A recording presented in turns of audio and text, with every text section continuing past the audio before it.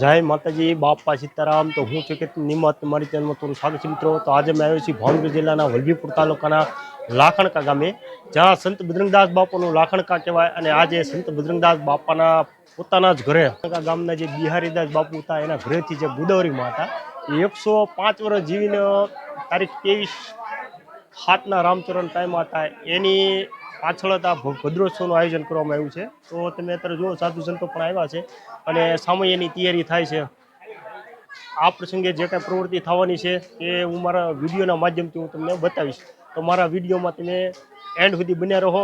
અને જો મિત્રો તમને મારો વિડીયો ગમે તો વિડીયોને લાઈક કરો, તમારા અન્ય મિત્રો સાથે શેર કરો અને કોમેન્ટમાં લખો બાપા સીતારામ। અને મારી ચેનલ ઉપર નવા હોય તો ચેનલને સબસ્ક્રાઈબ પણ કરી લેજો। તો ચાલો આપણે હવે વિડીયોમાં આગળ હું બનવાનું છે તે જોઈશું ને જાણશું।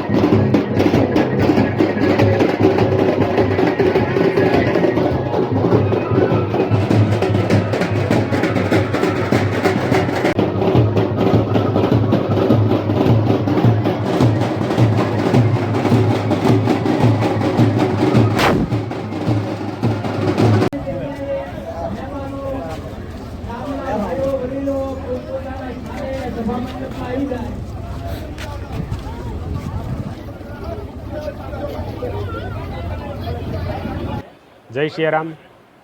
આજ રોજ લાખણકા ગામમાં આજે પૂજ્ય ગોદાવરીબાના ભદ્રોત્સવ નિમિત્તે જ્યારે આપણે ભેગા થયા હોય, આ લાખણકા ગામ, આ એ લાખણકા ગામ કે જે વિશ્વવંદનીય સંત શિરોમણ શ્રી બજરંગદાસ બાપાનું ગામ છે।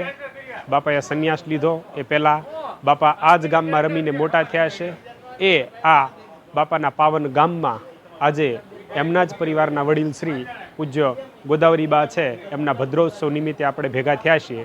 રામાનંદીય પરંપરા મુજબ આજે સંતો મહંતોને તેડાવી એમના સામૈયા કરી અને અહીંયા સભા મંડપમાં આપણે પધાર્યા। અને અહીંયા સભા મંડપની અંદર આજે આપણે દરેક સંતોના આશીર્વચન લીધા। સંતોથી આખું સ્ટેજ ભરાઈ ગયું હતું। આ રામાનંદીય પરંપરા ભદ્રોત્સવ, આ ભદ્રોત્સવમાં કોણ પાવન થવા ન આવે? અને આ ગામની શું વાત કરીએ, બજરંગદાસ બાપાનું ગામ, અને એના જ આ પરિવારમાંથી એક દિવ્ય આત્માએ જ્યારે વિદાય લીધો હોય ત્યારે આ પાવન પ્રસંગમાં લાખણકાની બાજુનું સાલપરા ગામ, કલ્યાણપુર ગામ, આ 3 ગામનો માનવ મહેરામણ છે એ આ સંતોના આશીર્વચન લેવા અને આ માતૃવંદના ભદ્રોત્સવમાં સહભાગી થઈ અને પાવન થવા ગામ જ્યારે પધારેલું છે, ત્યારે હું અહીંના એક પરિવારના ભાણેજના નાતે અહીંયા પધારી અને આ ભદ્રોત્સવનો પ્રત્યક્ષ સાક્ષી બન્યો અને મેં અહીંયા સર્વે સંતોના આશીર્વચન મેળવ્યા અને હું આ પ્રસંગનો એક સાક્ષી બની ધન્યતા અનુભવું છું। જય સિયારામ। તો હવે જમણવાર શરૂ થઈ ગયું છે, મહાપ્રસાદ શરૂ થઈ ગયો છે. તો વરસાદની એવું લાગતું હતું કે વરસાદ હેરાન કર્યું છે, પણ ગોવિંદદાસ બાપાની દયાથી વરસાદે હેરાન નથી કર્યો અને જમણવાર શરૂ થઈ ગયું છે અને ભાઈઓ બે ગયા છે. તો તમને બતાવું અમારા મોટા ખાસ લેવાના એમ છે કો બાપા સીતારામ આશ્રમ